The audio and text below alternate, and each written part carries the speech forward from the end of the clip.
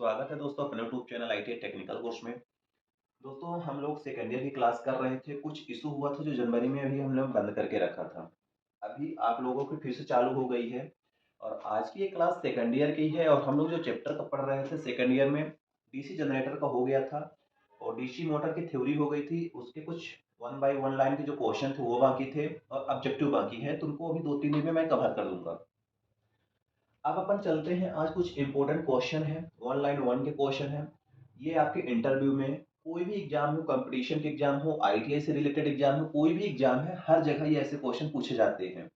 आप लोग ऐसे क्वेश्चन पढ़ के जाना। ये बहुत इंपॉर्टेंट क्वेश्चन होते हैं क्योंकि एक ही लाइन में आपके आंसर और क्वेश्चन दोनों कंप्लीट हो जाते हैं। आप लोग चैनल पे अभी तक नए हो, चैनल को सब्सक्राइब नहीं किए हैं, तो आईटीआई से जुड़ी जो भी वैकेंसी आती है, आईटीआई की क्लासेस, सारी इन्फॉर्मेशन आईटीआई से रिलेटेड सारी आपको मिलती जाएगी। तो आप लोग चैनल पे नए हैं तो चैनल को सब्सक्राइब करके रखिए। अब अपन चलते हैं आज के फर्स्ट नंबर क्वेश्चन पे, देखते हैं कि फर्स्ट नंबर क्वेश्चन से वन लाइन वन के क्वेश्चन पूरे 25 से 30 क्वेश्चन है, ज्यादा नहीं है। 15 से 20 मिनट में आपके सारे क्लियर हो जाएंगे। अब फर्स्ट नंबर जो क्वेश्चन हमारा कह रहा है, तो फर्स्ट नंबर कह रहा है कि डीसी सप्लाई को यांत्रिक ऊर्जा में परिवर्तित करने वाली मशीन डीसी मोटर कहलाती है। यानी जो डीसी मोटर होती है तो वो हम लोग मोटर को डीसी सप्लाई देते हैं। जब हम किसी डीसी मोटर में सप्लाई देते हैं तो वो परिवर्तित करती है, यानी कन्वर्ट करती है। वो ऐसी मशीन मोटर कहलाती है। देखिए होगे आपके पास एक मोटर रहती है, मोटर पे आप सप्लाई देते हो। जब आप सप्लाई देते हो तो मोटर हमारी चलने लगती है। जब चलती है तो वो ऊर्जा को कन्वर्ट करती है और परिवर्तित करती है मैकेनिकल ऊर्जा में। वही चीज बोल रहा है, डीसी सप्लाई को यांत्रिक ऊर्जा में परिवर्तित करने वाली मशीन डीसी मोटर कहलाती है। यानी हम डीसी जो मोटर होती है उसमें इलेक्ट्रिकल एनर्जी देते हैं, तब वो जाके मैकेनिकल एनर्जी हमें कन्वर्ट करके आउटपुट में देती है। आपसे हर जगह क्वेश्चन पूछा जाता है इंटरव्यू में अक्सर, ऐसी कौन सी मशीन है जिसमें से इलेक्ट्रिकल एनर्जी दिया जाता है, मैकेनिकल एनर्जी आपको देती है, तो आप बता सकते हो मोटर। उसी प्रकार आपसे ये इस तरह पूछा जाए कि ऐसी कौन सी मशीन है जिसमें से हम लोग मैकेनिकल एनर्जी देते हैं तो वो इलेक्ट्रिकल एनर्जी देती है, तो आप बता सकते हो जनरेटर। या ऐसे भी क्वेश्चन आते हैं कि ऐसी कौन सी मोटर का काम क्या है, तो आप बता सकते हो सर मोटर का काम इलेक्ट्रिकल एनर्जी को कन्वर्ट करती है मैकेनिकल एनर्जी में। और उसी प्रकार जनरेटर का काम क्या है, तो जनरेटर का काम ये है कि मैकेनिकल एनर्जी को इलेक्ट्रिकल एनर्जी में कन्वर्ट करता है। यहाँ से इंटरव्यू से रिलेटेड 4 क्वेश्चन। जनरेटर का फंक्शन क्या है, जनरेटर का काम है मैकेनिकल एनर्जी को इलेक्ट्रिकल एनर्जी में परिवर्तित करना। मोटर का काम है इलेक्ट्रिकल एनर्जी को मैकेनिकल एनर्जी में परिवर्तित करना। उसी प्रकार एक क्वेश्चन भी कह रहा है कि डीसी सप्लाई को मैकेनिकल ऊर्जा में परिवर्तित करने वाली मशीन मोटर कहलाती है। बहुत अच्छा क्वेश्चन है। सेकंड नंबर क्वेश्चन है, एक ही मशीन को यांत्रिक ऊर्जा प्रदान करके डीसी जनरेटर के रूप में तथा वैद्युतिक ऊर्जा प्रदान करके डीसी मोटर के रूप में प्रचारित किया जा सकता है। सही बात है। हमारे पास जो जनरेटर होता है या मोटर होती है उनका फंक्शन कार्य करने का एक ही प्रक्रिया होती है, एक ही मेथड पे, एक ही सिद्धांत पर काम करता है। फैराडे के सिद्धांत पर मोटर भी जनरेटर भी काम करता है।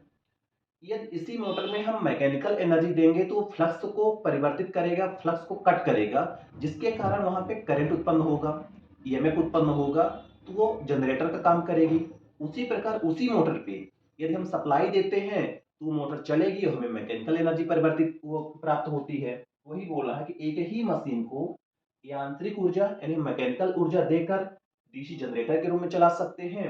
यदि उसी डीसी जनरेटर को हम सप्लाई दे देंगे तो मोटर के रूप में कार्य करेगी। ये 2 क्वेश्चन आपके तैयार हो गए। तीसरा क्वेश्चन है, डीसी मोटर विद्युत चुम्बकीय खिंचाव के सिद्धांत पर कार्य करता है। सबको मालूम है कि जो हमारा डीसी मोटर होता है विद्युत चुम्बकीय खिंचाव यानी स्ट्रेंथ के सिद्धांत पर कार्य करता है, या फैराडे की विद्युत चुम्बकीय प्रेरण के सिद्धांत पर बता सकते हो। क्वेश्चन अच्छे हैं, थोड़ा आपको समझना पड़ेगा। क्वेश्चन बहुत अच्छे अच्छे हैं। नेक्स्ट क्वेश्चन है, चुंबकीय क्षेत्र द्वारा आर्मेचर धारावाही चालक की गति की दिशा फ्लेमिंग के बाएं हाथ नियम द्वारा ज्ञात की जा सकती है।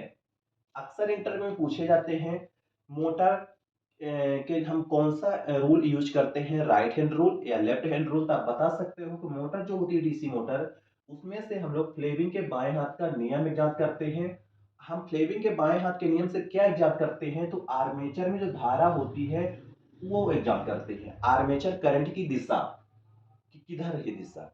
उसी प्रकार जनरेटर में ईएमएफ की दिशा प्राप्त करने के लिए या जानने के लिए हम लोग फ्लेविंग का राइट हैंड रूल का यूज करते हैं। तो आपसे इंटरव्यू में इस तरह के भी पूछे जा सकते हैं कि जनरेटर में फ्लेविंग के राइट हैंड रूल क्यों करते हैं यूज, तो आप बता सकते हो कि जनरेटर में जो फ्लेविंग का राइट हैंड रूल यूज करते हैं उसमें से ईएमएफ की दिशा एग्जाम करते हैं। उसी प्रकार मोटर में फ्लेविंग के बाएं हाथ का नियम जो यूज करते हैं उसमें से करंट की दिशा एग्जाम करते हैं कि करंट कैसे उत्पन्न हो रहा है। ये हो गया। अगला क्वेश्चन है, यदि डीसी मोटर के आर्मेचर फ्लक्स की दिशा परिवर्तित हो जाए तो आर्मेचर की घुमाव दिशा भी परिवर्तित हो जाएगी। सबको मालूम है कि जो हमारा डीसी मोटर है फ्लक्स के व्युत्क्रमणुपाती होता है। यदि हम फ्लक्स की दिशा को परिवर्तित करेंगे तो हमारे जो मोटर की स्पीड है वो भी परिवर्तित कहीं ना कहीं होगी। इस क्वेश्चन में आपको ये ध्यान रखना है कि जब हम किसी भी मोटर में फ्लक्स का परिवर्तन करते हैं उस मोटर की गति भी परिवर्तित होती है। अगला क्वेश्चन है, मोटर के आर्मेचर लूप में उत्पन्न घुमाव बल लूप को वामावर्त दिशा में घुमाता रहता है। लूप यानी आपकी जो कॉइल है, कॉइल की बात किया है। अगला क्वेश्चन है, डीसी मोटर का आर्मेचर जैसे ही गुणन करना प्रारंभ करता है वह फील्ड पोल द्वारा स्थापित चुंबकीय फ्लक्स का छेदन करने लगता है। सबको मालूम है कि जैसे ही डीसी मोटर का आर्मेचर घूमता है यानी रोटेट करता है उस टाइम पे जो फील्ड में फ्लक्स होते हैं, फील्ड का फ्लक्स जो होता है वहां पे कट करने लगता है यानी छेदन करने लगता है, आप बता सकते हो। क्योंकि एक फील्ड फ्लक्स होता है, एक आर्मेचर फ्लक्स होता है। अगला है, बैक ईएमएफ को काउंटर ईएमएफ भी कहते हैं। जो बैक ईएमएफ आपने जब इसकी थ्योरी के देखोगे तो मैंने बैक ईएमएफ के बारे में बताया कि बैक ईएमएफ क्या है।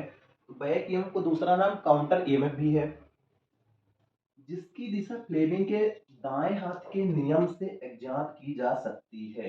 यानी जो बैक ईएमएफ होता है, बैक ईएमएफ की जो दिशा है उसकी दिशा एग्जात करने के लिए हम फ्लेमिंग के दाएं हाथ के नियम से एग्जात करते हैं बैक ईएमएफ की। मोटर की बाएं हाथ के नियम से एग्जात करते हैं। आगे का है, नेक्स्ट है, वेव बाउंड आर्मेचर के लिए ए बराबर 2 ये कांस्टेंट होता है। जहां पे आप वेव बाइंडिंग करोगे, वेव बाइंडिंग आर्मेचर के लिए ए बराबर 2 होता है और यदि यहीं पे लैप बाइंडिंग आर्मेचर के लिए ए बराबर पी होता है। ए क्या होता है, ये होता है आर्मेचर बाइंडिंग में समानांतर पथ की संख्या की आपके आर्मेचर जो बाइंडिंग है तो उसमें समानांतर पथ की कितनी संख्या है। अब जहां पर वेव बाइंडिंग करेंगे तो ए आर्मेचर जो बाइंडिंग समानांतर पथ की संख्या होती है उसके बराबर 2 होगा। लैप बाइंडिंग के लिए ए बराबर पी, पी होता है पोल, पोल की संख्या और आर्मेचर समानांतर की संख्या बराबर होती है वेव बाइंडिंग में। डीसी मशीन में दो प्रकार की बाइंडिंग होती है, लैप बाइंडिंग, वेव बाइंडिंग। जो लैप बाइंडिंग होती है लो वोल्टेज हाई करंट के लिए की जाती है और wave binding high current low voltage के लिए की जाती है। इसीलिए जहां पे लो वोल्टेज हाई करंट के लिए करते हैं वहां पे लैप बाइंडिंग, जहां पे हाई करंट हाई वोल्टेज लो करंट के लिए की जाती है वहां पे वेव बाइंडिंग करते हैं। अब आते हैं और आगे क्वेश्चन देख लेते हैं। ये क्वेश्चन है कि डीसी मोटर की किसी एक अक्ष रेखा पर लगाया जाने वाला घुमाव टार्क कहलाता है। मतलब जो जो डीसी मोटर होती है किसी भी अक्ष, किसी भी दूरी पर जो लगाया जाने वाला बल होता है उसी को टार्क कहते हैं। आपने टार्क सुना होगा कि मशीन की जो स्पीड होती है यदि ज्यादा है तो टार्क कम होगी, यदि टार्क ज्यादा है तो स्पीड कम होगी। टार्क वो चीज होती है जो किसी भी लोड को खींच सके। आपने देखा होगा ट्रैक्टर की स्पीड कम होती है मगर ट्रैक्टर ज्यादा हैवी लोड खींच सकता है टाली। आपने कार देखा होगा, कार बहुत स्पीड चलती है मगर जितना वजन ट्रैक्टर लेके चल सकता है उतना आपकी कार नहीं चल सकती। ये समझो, जिस मशीन का टार्क अच्छा हो तो वो हैवी मशीन होती है। अगला क्वेश्चन है, आर्मेचर धारा द्वारा उत्पन्न टार्क का कुछ अंश हिस्ट्री क्षति के कारण नष्ट हो जाता है। जो आर्मेचर धारा द्वारा उत्पन्न जो टार्क होता है कुछ लॉसेस हो जाते हैं घुमाने में, हिस्ट्री क्षतियां हो जाती है, घर्षण के कारण नुकसान हो जाता है, उसी को हम लोग बोलते हैं हिस्ट्री क्षतियां। ये वन लाइन के क्वेश्चन आपको ऐसी तरह के रेडी कर लेने हैं सारे, बहुत अच्छे क्वेश्चन हैं। ठीक, आगे के क्वेश्चन देखते हैं। डीसी मोटर की गति बैक ईएमएफ के अनुपाती तथा फील्ड फ्लक्स की व्युत्क्रमानुपाती होती है। अब यहीं पे देख लो, जो हमारी डीसी मोटर होती है, जो मोटर की गति होती है वो बैक ईएमएफ के समान होती है, बैक ईएमएफ के समानुपाती तथा फ्लक्स के, जो फील्ड फ्लक्स होता है उसके व्युत्क्रमानुपाती होती है। यदि बैक ईएमएफ का मान बढ़ेगा तो हमारे डीसी मोटर की स्पीड भी बढ़ेगी, यदि फ्लक्स का मान बढ़ाओगे स्पीड घटेगी। इंटरव्यू में अक्सर क्वेश्चन पूछे जाते हैं कि यदि आपके पास एक मोटर है, उस मोटर में हम बैक ईएमएफ का मान बढ़ाएंगे तो मोटर की स्पीड का क्या प्रभाव पड़ेगा, तो आप बता सकते हो कि सर मोटर की जो स्पीड होती है वो बढ़ेगी बैक ईएमएफ का मान बढ़ाएंगे तो। ये तो वहीं पे पूछा जाए कि यदि हम फ्लक्स का मान बढ़ाते हैं तो मोटर में क्या वेरिएशन आएगा स्पीड में, तो आप बता सकते हैं कि जो स्पीड में वेरिएशन ये आएगा कि यदि हम फील्ड फ्लक्स का मान बढ़ाते हैं तो हमारी मोटर की स्पीड ऑलरेडी कम हो जाएगी। ऐसा क्यों हो रहा है, मैंने थ्योरी जब पढ़ाया तो बहुत अच्छे से इसको एक्सप्लेन किया था। आगे का क्वेश्चन है, डीसी सीरीज मोटर में फील्ड बाइंडिंग आर्मेचर के श्रेणी क्रम में संयोजित होती है। बहुत इंपॉर्टेंट क्वेश्चन है, बहुत अच्छा क्वेश्चन है। आपसे अक्सर सीरीज मोटर के बारे में बहुत सारे क्वेश्चन किए जाएंगे। सीरीज मोटर का जो फील्ड वाइंडिंग होती है वो अक्सर आर्मेचर वाइंडिंग के श्रेणी क्रम में होती है, अक्सर यानी हरदम। जैसे मेरा ये आर्मेचर है, यहाँ पे सीरीज वाइंडिंग लगा देंगे, ये हमारा लोड हो जाएगा, यहाँ पे हमारा लोड हो गया, ये आर्मेचर हो गया, ये सीरीज वाइंडिंग हो गई। इस तरह की सीरीज मोटर बनती है। यदि आपसे पूछा जाए कि सीरीज मोटर की बाइंडिंग कहाँ होती है आर्मेचर के, तो आप बता सकते हो जो सीरीज मोटर होता है उसकी जो बाइंडिंग होती है आर्मेचर के सीरीज में की जाती है। अक्सर क्वेश्चन इंटरव्यू के होते हैं, इंटरव्यू में लड़के जब जाते हैं इंटरव्यू देने, कहीं पेपर ही देने गए तो ये क्वेश्चन आते हैं। सीरीज मोटर की जो फील्ड वाइंडिंग होती है तो मोटे तार की बनाई जाती है, पतले तार की बनाई जाती है, तो आप बता सकते हो कि मोटे तार की कम टर्न की बनाई जाती है और आर्मेचर के सीरीज पे लगाई जाती है सीरीज मोटर में। इतना ध्यान रखना। अगला क्वेश्चन है, डीसी सीरीज मोटर में कम लोड पर टॉर्क का मान भी कम होता है क्योंकि आर्मेचर धारा तथा फील्ड फ्लक्स का मान निम्न रहता है। सीरीज जो मोटर होती है, डीसी सीरीज मोटर की बात कर रहा हूँ, डीसी सीरीज मोटर में कम लोड, यदि लोड का मान कम है तो टॉर्क भी कम होगा क्योंकि आर्मेचर धारा तथा फील्ड फ्लक्स का मान निम्न होता है। यदि आर्मेचर करंट कम है तो फील्ड फ्लक्स ऑलरेडी कम होगी, उस टाइम पे टॉर्क का मान भी कम रहता है। सीरीज मोटर की बात कर रहा है। अगला क्वेश्चन है, डीसी सीरीज मोटर ऐसे अनुप्रयोगों में प्रयुक्त होती है जिनमें उच्च स्टार्टिंग टॉर्क व उच्च त्वरण दर की आवश्यकता होती है। सीरीज मोटर कहाँ पे यूज करते हैं, तो आप बता सकते हो ट्रैक्शन कार्यों में करते हैं, एलिवेटर वगैरह में करते हैं, जहां पे हाई स्टार्टिंग टॉर्क की जरूरत पड़ती है। आपके ट्रेन में इसी मोटर का यूज अक्सर किया जाता है।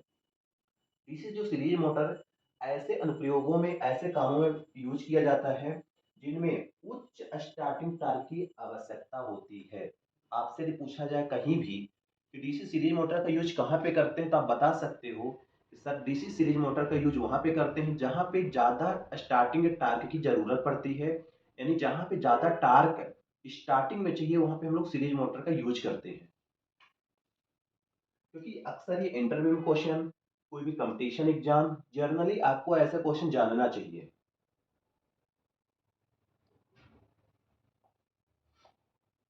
नेक्स्ट है कि डीसी सीरीज मोटर को लोड रहित, लोड रहित मतलब होता है नो लोड, यहाँ पे आप लिख सकते हो नो लोड, नो लोड में नहीं चलाना चाहिए क्योंकि लोड रहित यानी नो लोड में मोटर की गति बहुत अधिक बढ़ जाती है। अब आपसे ये ऐसे भी क्वेश्चन आ सकते हैं कि डीसी सीरीज मोटर को यदि हम नो लोड पर चलाएंगे तो क्या होगा, तो आप बता सकते हो कि डीसी सीरीज मोटर को नो लोड पर चलाने से उसकी स्पीड बहुत अनंत तक स्पीड बढ़ जाती है जिसके कारण मोटर में नुकसान भी हो जाती है। इसीलिए डीसी सीरीज मोटर को कभी भी चालू करना तो लोड को लगाकर ही चालू करना चाहिए, बिना लोड के डीसी सीरीज मोटर को नहीं चालू करना चाहिए। अगला क्वेश्चन है, डीसी शंट मोटर में शंट फील्ड वाइंडिंग आर्मेचर तथा सप्लाई स्रोत के समानांतर क्रम में संयोजित होती है। समानांतर का मतलब होता है पैरेलल। अब डीसी जो शंट मोटर होती है उसकी जो वाइंडिंग होती है, फील्ड वाइंडिंग, वो आर्मेचर के पैरेलल में कुछ इस तरह से कनेक्ट होती है। और यहाँ पे लोड आप लगा दोगे, ये ये फील्ड वाइंडिंग हो गई, ये आर्मेचर हो गई, ये लोड हो गया। यही पूछ रहा है, बोल रहा है कि डीसी शंट मोटर में शंट फील्ड वाइंडिंग आर्मेचर तथा सप्लाई स्रोत के पैरेलल यानी समानांतर क्रम में संयोजित होती है यानी जुड़ी रहती है। आपको मैंने जोड़कर दिखा भी दिया कुछ इस तरह। क्वेश्चन भी पूछे जाते हैं, डीसी सीरीज मोटर की जो फील्ड वाइंडिंग होती है तो आर्मेचर के सीरीज में जुड़ी होती है या पैरेलल में जुड़ी होती है। तो आप बता सकते हो कि जो आर्मेचर होता है उसके पैरेलल में शंट फील्ड वाइंडिंग जुड़ी होती है। डीसी शंट मोटर की मैं बात कर रहा हूँ। डीसी शंट मोटर में फील्ड वाइंडिंग कहाँ लगी होती है? आर्मेचर के पैरेलल पे, वो भी पतले तार ज्यादा टर्न की बनाई जाती है। ठीक, अगला क्वेश्चन है, डीसी शंट मोटर का starting torque full load torque का लगभग 1.5 गुना होता है। डीसी शंट मोटर का जो स्टार्टिंग टार्क होता है फुल लोड का 1.5 गुना होता है। अगला है, जिस डीसी मोटर में दो प्रकार की फील्ड वाइंडिंग अर्थात सीरीज तथा शंट फील्ड वाइंडिंग प्रयोग की जाती है वह कंपाउंड मोटर कहलाती है। कंपाउंड का मतलब ये होता है कि जो आपके पास सीरीज मोटर थी उस सीरीज मोटर और शंट मोटर को दोनों को जोड़कर एक अलग से मोटर बना दिया गया है, उसी को बोलते हैं कंपाउंड मोटर। सीरीज मोटर पे आर्मेचर और फील्ड वाइंडिंग दोनों सीरीज में लगी थी। शंट मोटर में आर्मेचर के पैरेलल पे फील्ड वाइंडिंग लगी थी। अब इन दोनों बाइंडिंग को अलग अलग तरीके से यहाँ पे जोड़ दिया, मिक्स कर दिया, जिसको हम लोग बोले कंपाउंड मोटर। वही बोल रहा है, जिस डीसी मोटर पे दो प्रकार की फील्ड वाइंडिंग अर्थात सीरीज तथा शंट फील्ड वाइंडिंग का प्रयोग की जाती है वह कंपाउंड मोटर करती है। ऐसा मोटर जिसमें सीरीज बाइंडिंग और शंट बाइंडिंग दोनों बाइंडिंग एक साथ करते हैं उस मोटर को हम लोग कंपाउंड मोटर कहते हैं। ठीक, अगला है, long shunt cumulative compound motor पे शंट फील्ड को आर्मेचर तथा सीरीज फील्ड के समानांतर क्रम में जोड़ा यानी संयोजित किया जाता है जो कि एक दूसरे से श्रेणी क्रम में जुड़े होते हैं। लॉन्ग शंट और एक शॉर्ट शंट दो प्रकार के होते हैं कंपाउंड मोटर पे, long shunt compound motor, short shunt compound motor. अब यहाँ पे long shunt cumulative compound motor में शंट फील्ड को आर्मेचर तथा सीरीज फील्ड के समानांतर क्रम में संयोजित किया जाता है जो कि एक दूसरे के श्रेणी क्रम में जुड़े होते हैं। अगला है, कम्युलेटिव कंपाउंड मोटर लोड रहित मैंने बताया नो लोड अवस्था में एक नियत गति पर चलती है। यानी जो कम्युलेटिव कंपाउंड मोटर होती है नो लोड पर कांस्टेंट स्पीड पर चलती रहती है। ठीक,